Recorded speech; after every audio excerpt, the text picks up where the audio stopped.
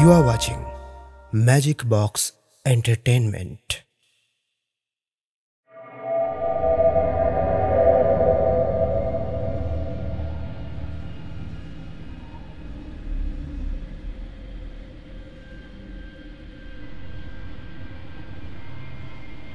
বিষ্টুদার প্রতি আপনাদের প্রাণ ভরা ভালোবাসায় টিম ম্যাজিক বক্স এন্টারটেইনমেন্ট আপ্লুত। আর ম্যাজিক বক্স মানেই আপনার পছন্দের গল্প, নস্টালজিক সেই ভৌতিক আসরের অনুভূতি আপনার কাছে পৌঁছে দিতে আমাদের এবারের নিবেদন বিষ্টুদার ভূতের গল্প সিরিজের ৪৬তম গল্প বাদল রাতের ভুতুড়ে আশ্রয়। প্রতি সপ্তাহে নতুন নতুন রোমাঞ্চকর, রহস্যময়, ভৌতিক এবং আরও হরেক রকম স্বাদের গল্প শুনতে সাবস্ক্রাইব করে আমাদের সঙ্গে থাকুন। নতুন গল্পের আপডেট সবার আগে পাওয়ার জন্য বেল আইকনটি ক্লিক করে নোটিফিকেশান অন করে রাখুন। শুরু হচ্ছে সৌমেন মজুমদারের লেখা বিষ্টুদার ভূতের গল্প সিরিজের ৪৬তম গল্প বাদল রাতের ভুতুড়ে আশ্রয়।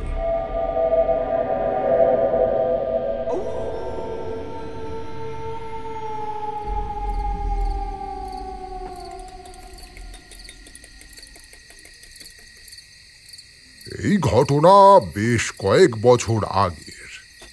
তোরা তো জানিস বিভিন্ন জায়গায় ঘুরে বেড়ানোর নেশা আমার কতটা প্রবল। খুব বেশি দিন এক জায়গায় থাকলে আমি রীতিমতো হাঁপিয়ে উঠি। বিষয়টা খারাপ ঠিকই, তবে এমনটা মাঝে মাঝেই হয়। আমাদের অনেক আত্মীয় স্বজনের মধ্যে দু একজন স্মৃতির তলায় চাপা পড়ে যায়। কোনো বিশেষ মুহূর্তে সেই স্মৃতি সজীব হয়ে ওঠে। সেবার সেরকমই একটা ঘটনা ঘটেছিল। মনে পড়ে, খুব ছোটবেলায় দূর সম্পর্কের এক মামার বাড়িতে গিয়েছিলাম। বছর ৮-১০ আগে একবার সেই মামার সঙ্গে আমার দেখা হয়েছিল। তারপর আবার একই রকমভাবে বিচ্ছিন্ন হয়ে গেছি। ছোটবেলার স্মৃতি খুব স্পষ্ট মনে আছে তেমনটা নয়, তবে এটুকু মনে আছে মামার বাড়িটা ছিল বেশ সুন্দর একটা গ্রামের মাঝে। বাড়ির পিছনেই কয়েকটা গাছপালা, তারপরেই বিস্তীর্ণ মাঠ। আমি যখন গেছিলাম তখন মাঠে ধান ছিল। ভোরবেলায় মৃদু কুয়াশায় ঢাকা সেই ধান ক্ষেত, সে যে কি অপূর্ব দৃশ্য, না দেখলে বোঝা অসম্ভব। বাড়ির সামনে বিশাল বড় একটা উঠোন, আর উঠোনের বাঁ দিকে কমপক্ষে ১ বিঘা সমান জমির উপরে একখানা পুকুর। মনে আছে, সেই পুকুরে আমি মাছ ধরেছিলাম। মামার ছেলের সঙ্গে গাছে চড়েছিলাম। হঠাৎ করে কৈশোরের সেই সব স্মৃতি মনে পড়ায় ব্যাকুল হয়ে উঠলাম সেই গ্রামে যাওয়ার জন্য। কিন্তু সমস্যা হলো, কোনোভাবেই সে সময় মামার সঙ্গে যোগাযোগ করার কোনো উপায় ছিল না। মোবাইল ফোন তখনও মানুষের হাতে হাতে এসে পৌঁছায়নি। একমাত্র কৈশোরের সেই সামান্য স্মৃতি সম্বল সেখানে পৌঁছানোর জন্য। অবশ্য তাতে কি, একবার যখন মাথায় ভূত চেপেছে তখন আমায় নিরস্ত করে কার সাধ্য। পরদিনই বেলার দিকে আমার ঝোলা গুছিয়ে সেটাকে কাঁধে চাপিয়ে বেরিয়ে পড়লাম। কিন্তু এটাই ছিল আমার ভুল, সে কথা বলছি।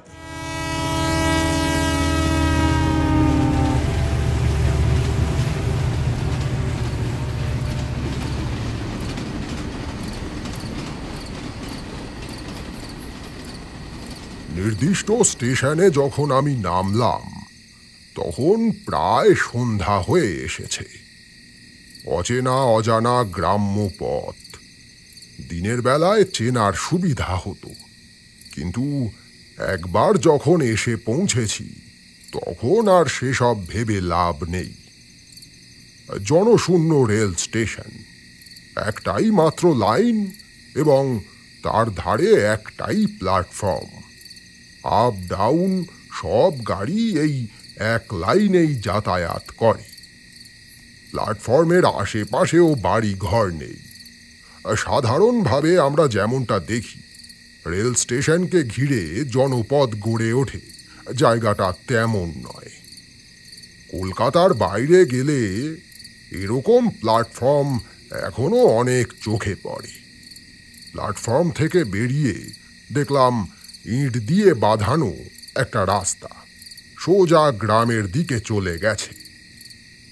গাড়ি ঘোড়া যে পাবো এখান থেকে তেমন কোনো প্রত্যাশা ছিল না। অতএব যখন কোনো যানবাহন দেখলাম না তখন কোনো রকম হতাশা মনে অনুভব করলাম না। চুপচাপ ঝোলা কাঁধে রাস্তা ধরে হাঁটতে শুরু করলাম। কৈশোরের স্মৃতি, এতদিনে সব কিছুই অনেকখানি বদলে গেছে। তার উপরে ততক্ষণে অন্ধকার বেশ গাঢ় হয়েছে। একরকম আন্দাজে আন্দাজেই পথ চলেছি। দূরে দূরে দুই একখানা বাড়িঘর চোখে পড়ছে। অবশ্য বাড়িঘর না, বরং বলা ভালো বাড়িঘরে যেসব আলো জ্বলছে তা দেখতে পাচ্ছি। আবছা স্মৃতি হাতড়ে পথ চলছি। আগে মনে হয়েছিল জায়গায় পৌঁছালে ঠিক মনে পড়ে যাবে, কিন্তু বেশ কিছুক্ষণ হাঁটার পর যখন চারপাশে বড় বড় গাছপালার সারি চোখে পড়ল তখন আন্দাজ করলাম সম্ভবত ইতিমধ্যেই পথ ভুল হয়েছে। চারদিকে ঘুটঘুট করছে অন্ধকার। একমাত্র ঝিঝির ডাক ছাড়া আর কোনো শব্দ কানে পৌঁছাচ্ছে না। প্রথম দিকে যেমন দ্রুত হাঁটছিলাম, এখন আমার গতি তার তুলনায় অনেকটাই কম। অনিশ্চিত ভাবনা আমায় আচ্ছন্ন করে রেখেছে, আর সেই জন্যই ধীরে ধীরে চারপাশ দেখতে দেখতে চলেছি। একজন মানুষ যদি চোখে পড়ত তবে জিজ্ঞাসা করা যেত। অবশ্য এ কথা ঠিক, জায়গাটার নাম যে কি তা আমার মনে ছিল না। রেল স্টেশনে নেমে যে পথ ধরে সেই ছোটবেলায় গিয়েছিলাম সেটাই শুধু অস্পষ্টভাবে মাথায় রয়েছে। ঠিক এই সময় আমার মনে হলো একটু যদি সকাল সকাল বের হতাম তবে হয়তো এই সমস্যায় আমায় পড়তে হতো না। অনেকক্ষণ এক টানা হেঁটে আসার ফলে শরীরে ক্লান্তি অনুভব করছিলাম। ঠিক এমন সময় রাস্তার পাশে মস্ত একটা পুকুর চোখে পড়ল। এক ফালি চাঁদের মৃদু আলো ঝিকমিক করে উঠছে পুকুরের জলে। এতক্ষণ খেয়াল করিনি। চাঁদের দিকে তাকাতে আকাশে সামান্য মেঘ চোখে পড়ল। রাস্তার পাশেই পুকুরের বাঁধানো ঘাট, পাশে কাঠের তৈরি বসার জায়গা রয়েছে। খানিক বিশ্রাম নেওয়ার জন্য বসলাম সেখানে। একটা সিগারেট ধরিয়ে টানতে টানতে কিছুটা সময় কাটল।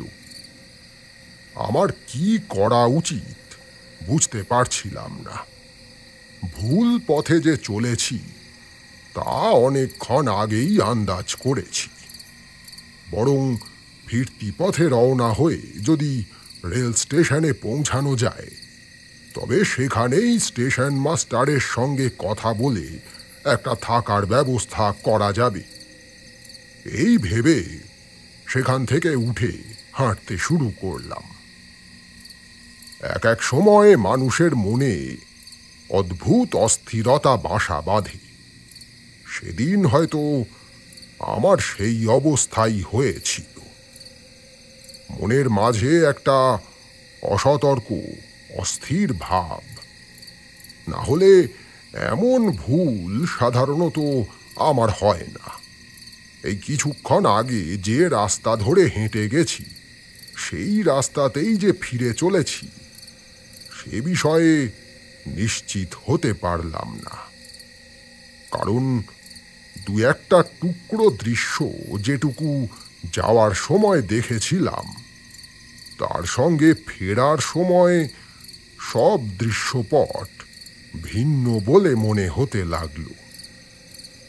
অথচ ঘোড়াচ্ছন্নের মতো আমি হেঁটেই চলেছি। কি মানসিক বিভ্রান্তি যে সেদিন আমার হয়েছিল কে জানে। একটা অচেনা 3 রাস্তার মোড়ে এসে যখন পৌঁছালাম ঠিক তখনই আকাশে মুহূর্তের জন্য একটা আলোর রেখা চোখে পড়ল। মেঘ ততক্ষণে গাঢ় হয়ে উঠেছে। বিদ্যুৎ চমকের আলো ইতিউতি ঝিলিক খেলে যাচ্ছে। এই মোড়টা সম্পূর্ণ অচেনা। এদিকে আকাশের যা পরিস্থিতি এখানে দাঁড়িয়ে ভাবার সময় নেই। অতএব মনস্থির করে ডান দিকের রাস্তা ধরে হাঁটতে শুরু করলাম। এদিকে বাড়ি ঘর তো দূরের কথা, দূর দূরান্তে বিন্দুমাত্র আলো চোখে পড়ছে না। যতটা সম্ভব দ্রুত আমি হেঁটে চলেছি। এতক্ষণে মেঘের গুরু গুরু শব্দ আমার কানে আসছে। হাঁটতে হাঁটতে গাছপালার ঘেরাটো পেরিয়ে এলাম।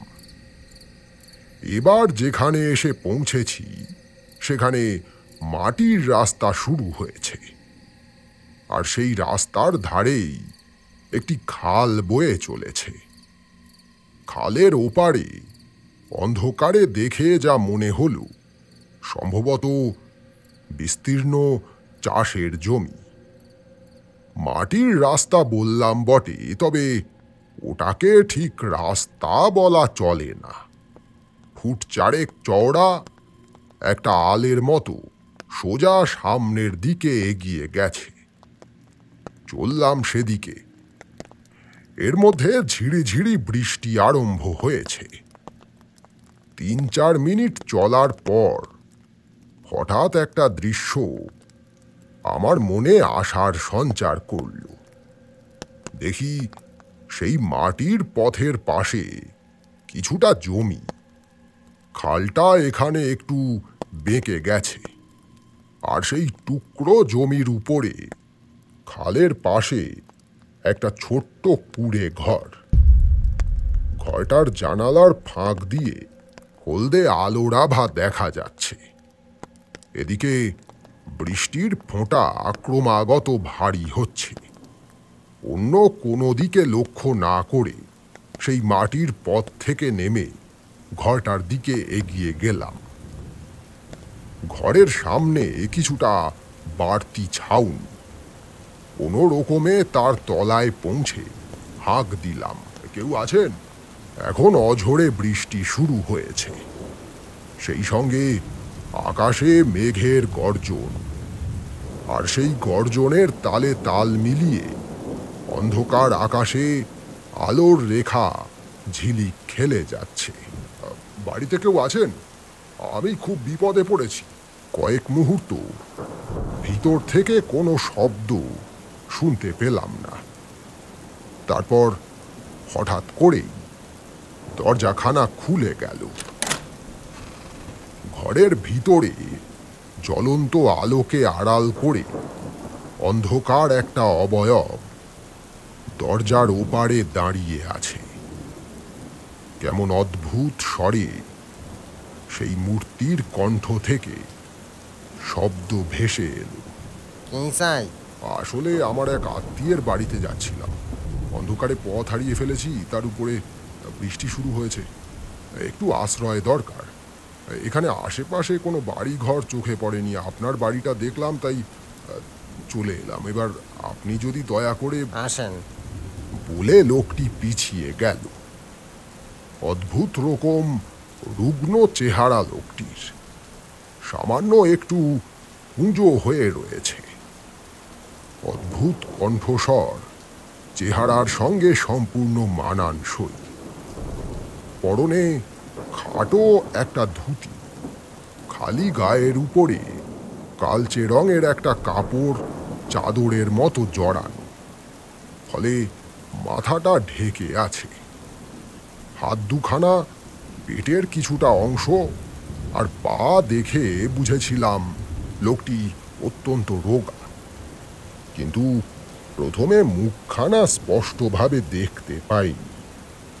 পিছিয়ে যাওয়ার সঙ্গে সঙ্গে ভিতরে জ্বলন্ত হ্যারিকেনের মৃদু আলো লোকটার মুখে এসে পড়ল, আর সেই মুখ দেখার সঙ্গে সঙ্গে আমার শরীরে কেমন যেন একটা শিহরণ খেলে গেল। শরীরের সঙ্গে মানানসই অত্যন্ত রুগ্ন একখানা মুখাবয়ব। সেই মুখাবয়বে বেমানান একটা টিকালো নাক, নাকের দুপাশে চোখ জোড়া এমন গভীর যে সেখানে কোনো আলো প্রবেশ করছে না। মনে হচ্ছে যেন ওই গহ্বরে অন্ধকার জমাট বেঁধে আছে। ঠোঁটটা যেন স্বাভাবিকের তুলনায় একটু বেশি চওড়া। মুখাবয়ব দেখার সঙ্গে সঙ্গে আমার মনে অদ্ভুত এক অনুভূতি হওয়া সত্ত্বেও বাইরের পরিস্থিতি বিবেচনা করে ঘরের ভিতরে ঢুকলাম। মাটির মেঝে, পাশে দরমার বেড়া, উপরে খড়ের চাল। বাইরে ভীষণ বৃষ্টির শব্দ অবিরাম কানে আসছে, সেই সঙ্গে বিদ্যুৎ চমকের আলো খোলা জানালার ওপাশে সমগ্র পৃথিবীকে মাঝে মাঝে আলোকিত করে তুলছে। ঘরের মেঝেতে হ্যারিকেন খানা রাখা, এক পাশে একটা চৌকি, এক কোনায় একটা ঘড়া, সম্ভবত ওটার মধ্যে পানীয় জল রয়েছে। বসেন। ঠিক সময় মতো আমি বাড়িখানাকে দেখতে পেয়েছি, আর একটুখানি দেরি হলেই সম্পূর্ণ ভিজে যেতাম। সামান্য জল লেগেছে ঠিকই, তবে তা এত অল্প যে কিছুক্ষণের মধ্যেই শুকিয়ে যাবে। আমি চৌকির কোণায় বসলাম। লোকটা মাটির মেঝের উপরে হাঁটু মুড়ে বসল। এমন ভাবে বসেছে যে লোকটার মুখ সামান্যই দেখা যাচ্ছে। কোথায় যাচ্ছিলেন? আমার এক মামার বাড়িতে। বিস্তারিত বলতাম যদি মনে থাকত, কিন্তু সেই মুহূর্তে নির্দিষ্ট গ্রামের নাম অথবা পার্শ্ববর্তী কোনো বিশেষ কিছু মাথায় এলো না। চিন্তা করবেন না, আমি এখানে একাই থাকি। আপনিও থাকতে পারেন একটা রাত, সকালে উঠে চলে যাবেন। আচ্ছা, আপনি খাওয়া দাওয়া করেছেন? না, আসলে সেই সন্ধ্যা থেকেই এদিকে ওদিকে ঘুরে চলেছি। খাড়ান, তাইলে আপনার জন্য খাওয়ার ব্যবস্থা করি।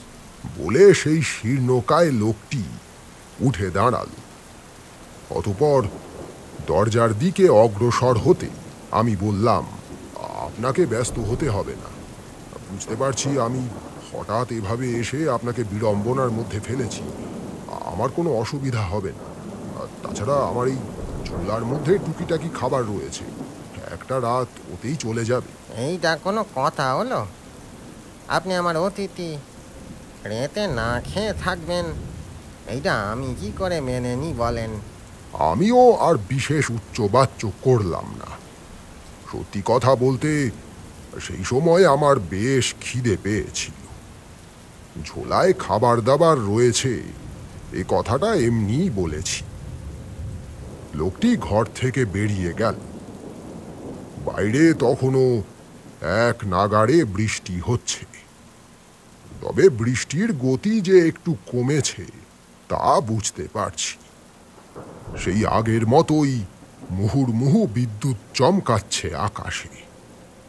লোকটি যাওয়ার সময় দরজাখানা চেপে রেখে গেছে। জানালাটা সেই আগের মতোই খোলা।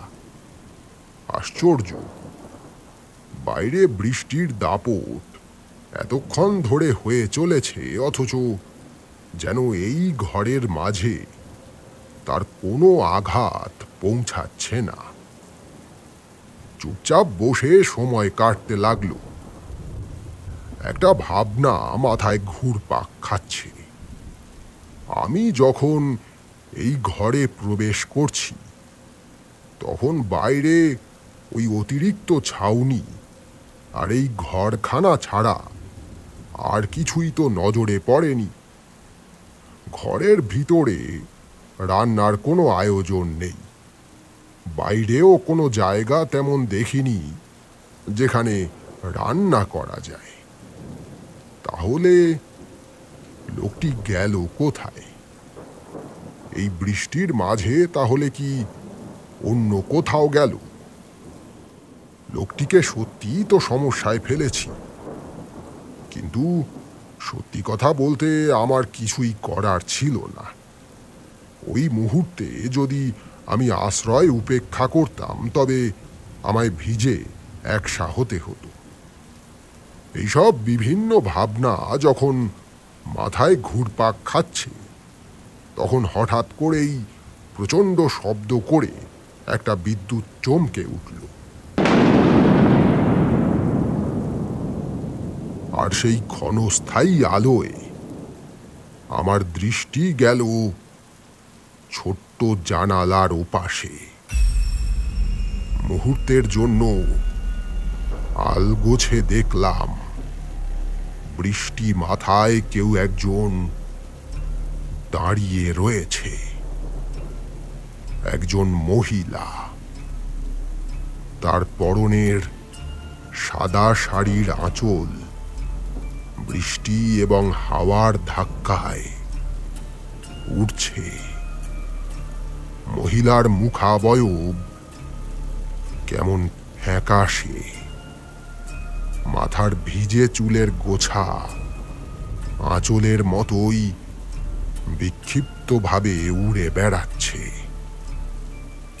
আর তার চোখ দুখানা যেন আগুনের ভাটার মতো।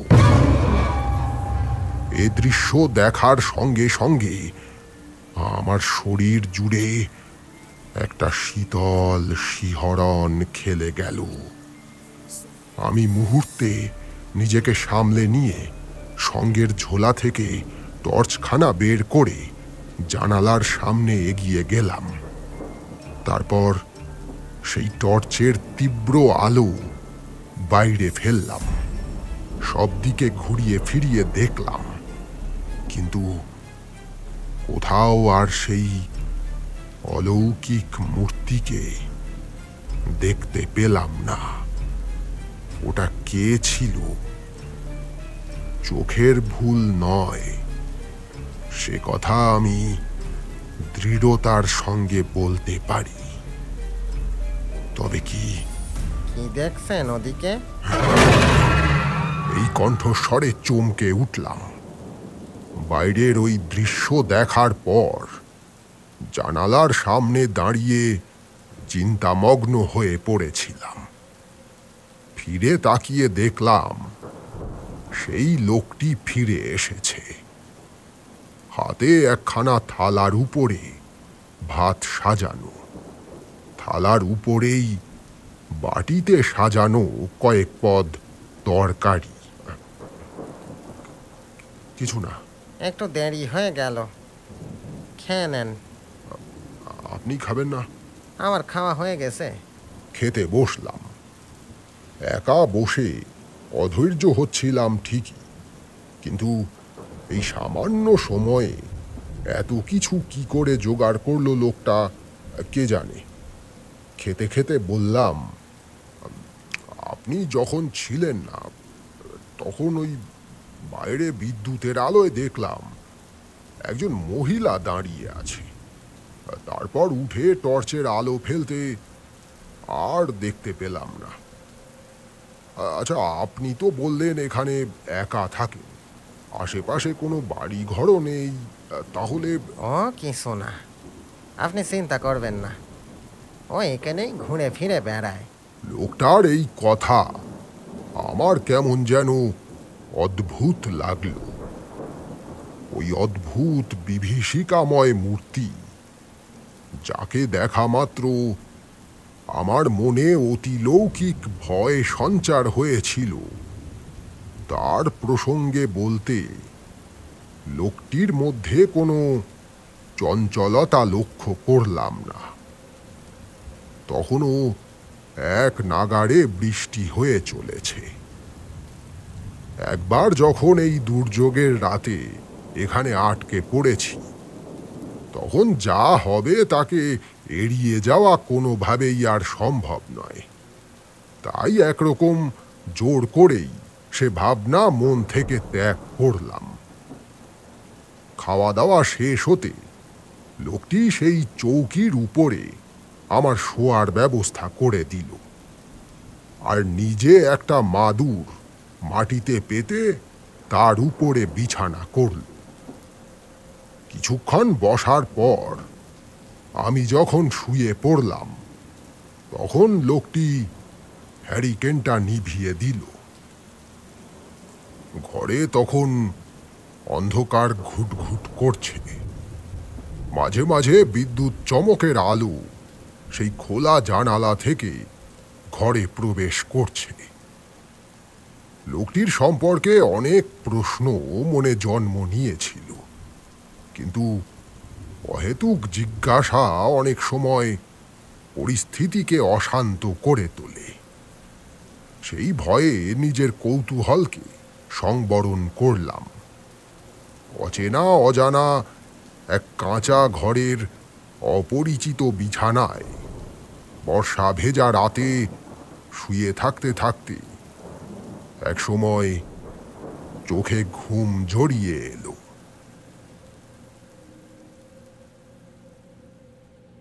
বেশ অনেকক্ষণ পর, রাত তখন কটা হবে জানি না, হঠাৎ আমার শরীরের উপরে কেমন ভেজা ভেজা ভাব অনুভব করলাম, যেন স্যাঁতস্যাঁতে শীতল কিছু একটা আমার শরীরের উপরে কিলবিল করছে।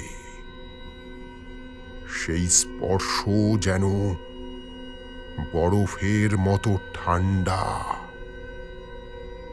এখন আর সেই একঘেয়ে বৃষ্টির শব্দ টের পাচ্ছি না, বরং কানে ভেসে আসছে অনেকজন মানুষের মৃদু বাক্যালাপ। শোয়ার সময় আমি চাদর জাতীয় কিছু শরীরের উপরে দিইনি। অনুভব করলাম যেন আমার গোটা শরীর পাতলা একটা কাপড়ে ঢাকা। তবে কি ওই লোকটা আমার শরীর চাদর দিয়ে ঢেকে দিয়েছে? কিন্তু কেন? এক অস্বস্তিকর ভাবনা মনে নিয়ে চোখ মেললাম।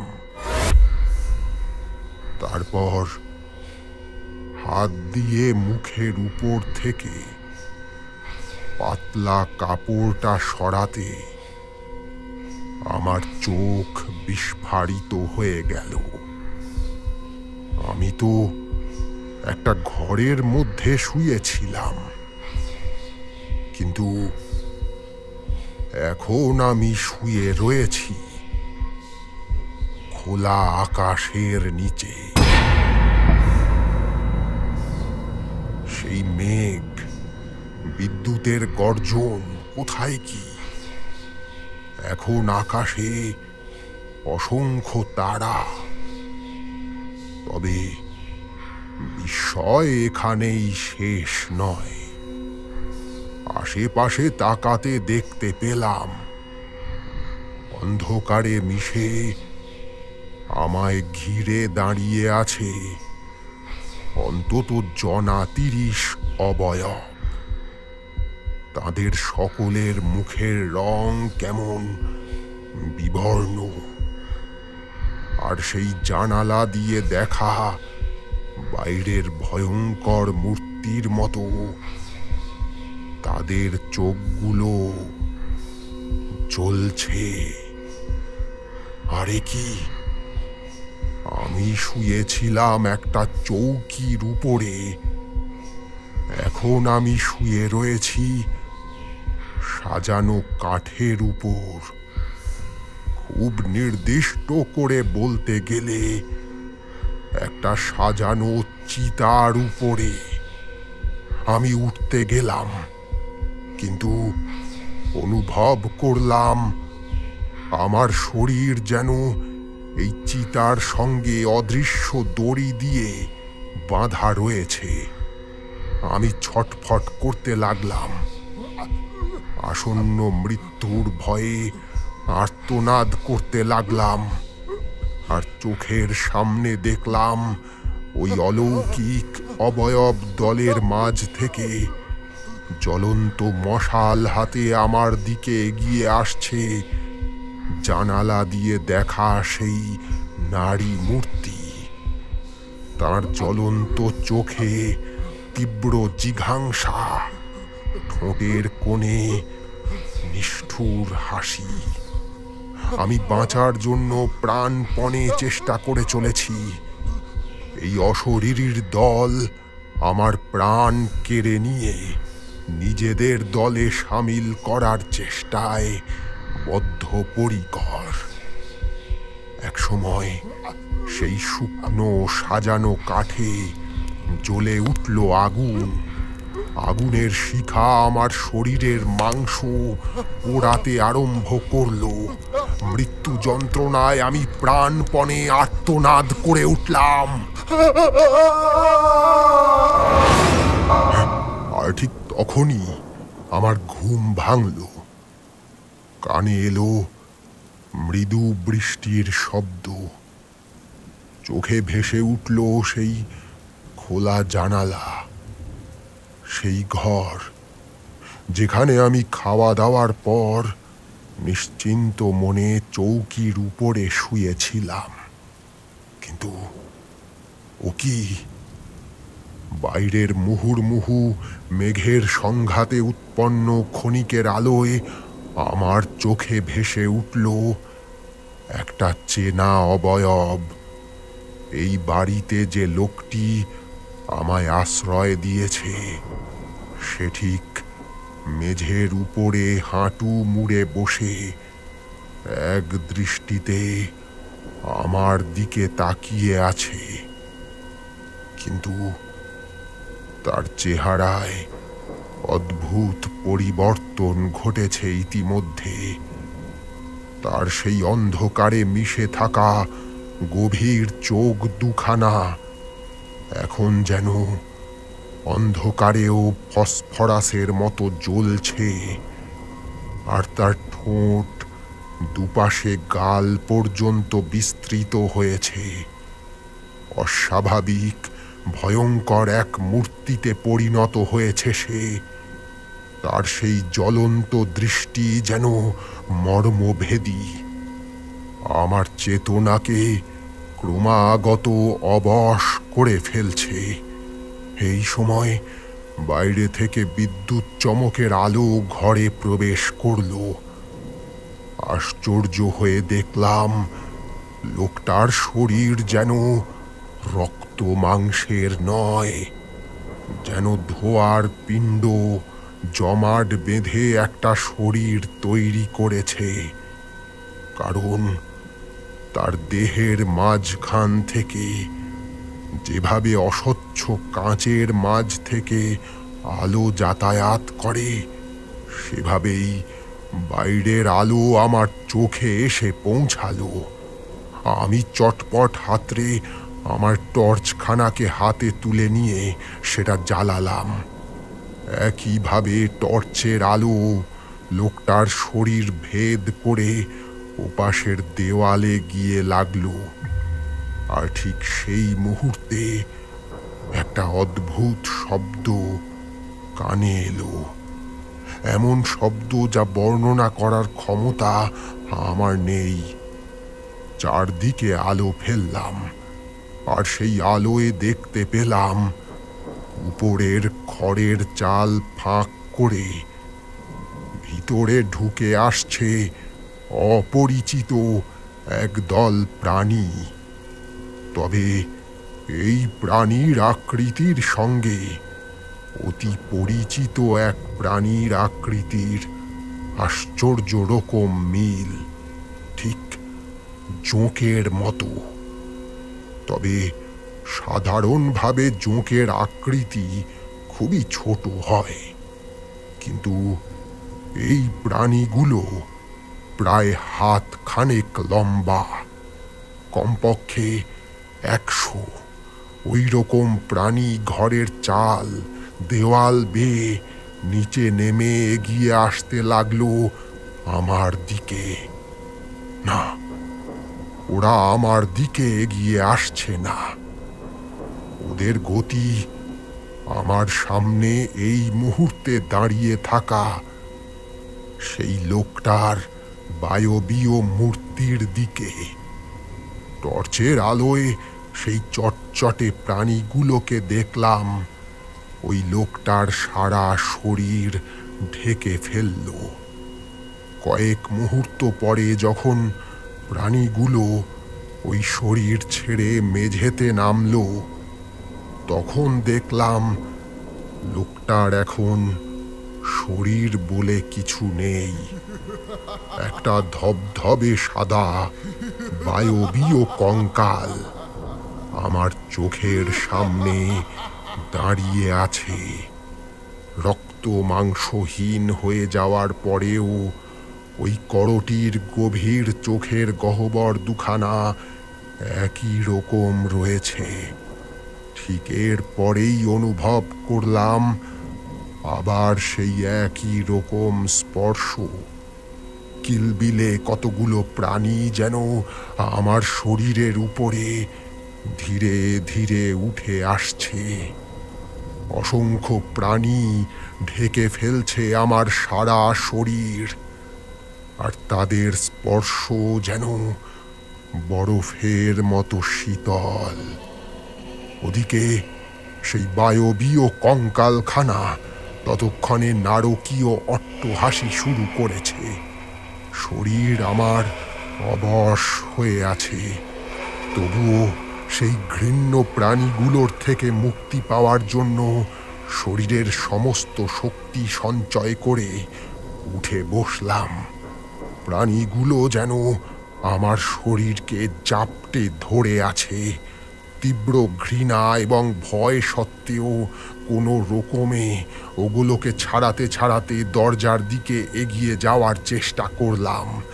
একটা ছাড়াতে ছাড়াতে আরো 5খানা আমায় চেপে ধরছে। তবু কোনো রকমে যখন দরজার সামনে পৌঁছালাম, ঠিক তখন আবার ঠিক চোখের সামনে এসে দাঁড়ালো সেই অপরিচিত অলৌকিক নারী মূর্তি। আচমকা ভয়ের অভিঘাতে আমি সামান্য পিছিয়ে এলাম, আর আমার এই অসহায় অবস্থা দেখে সেই নারী মূর্তি বিশ্রী অট্টহাসি হেসে উঠল। বুঝতে পারলাম এই ত্রিমুখী আক্রমণ প্রতিহত করা আমার পক্ষে অসম্ভব।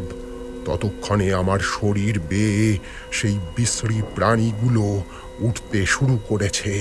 ওরা ঢেকে ফেলছে আমার সারা শরীর। অবশ হয়ে আসছে আমার চেতনা, ঝাপসা হয়ে আসছে দৃষ্টি।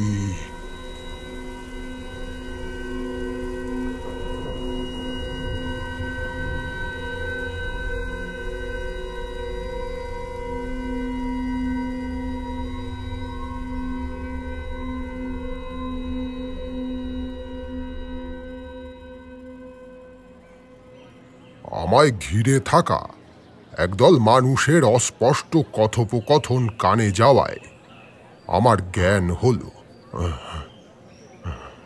সঙ্গে সঙ্গে মনে পড়ল সেই চিতার কথা। ভয়ে ভয়ে চোখ মেললাম। তবে এবার আর কোনো ভয়ের কারণ ছিল না। দেখলাম দিনের আলো ফুটেছে।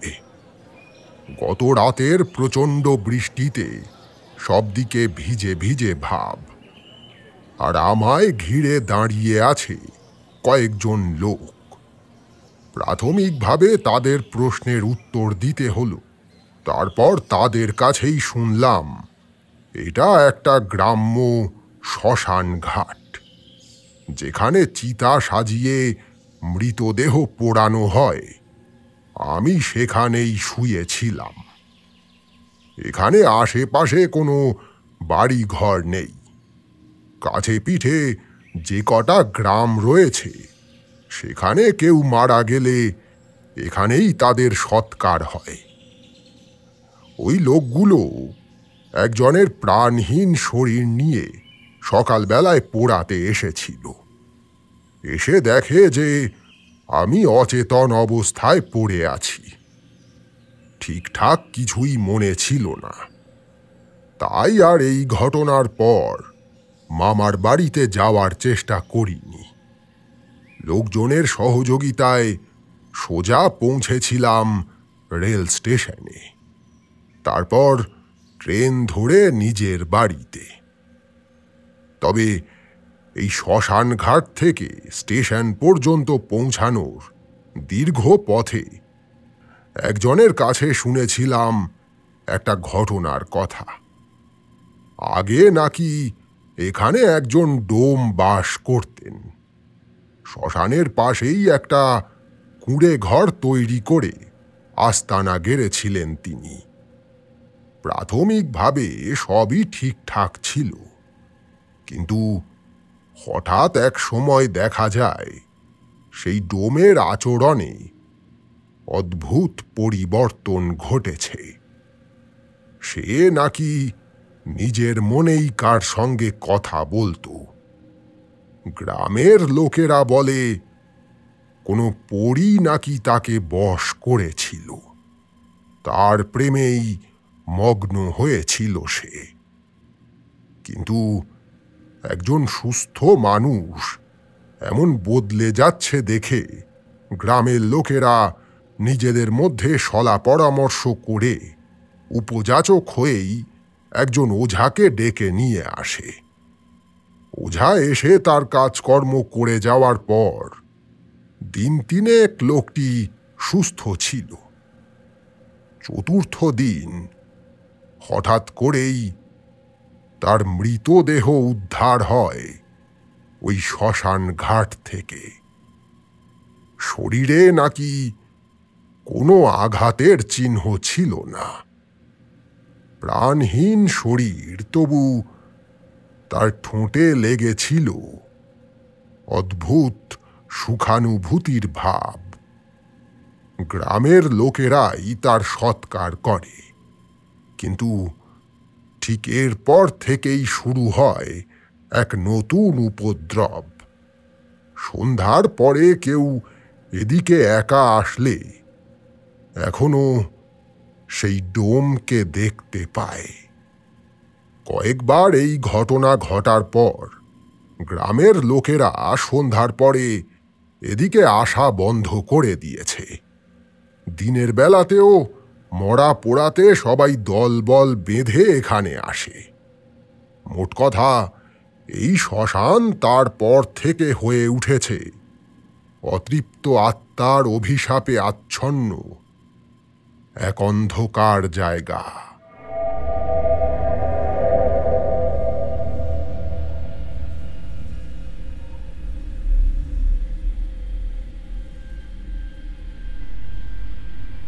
শুনছিলেন সৌমেন মজুমদারের লেখা গল্প বাদল রাতের ভুতুড়ে আশ্রয়।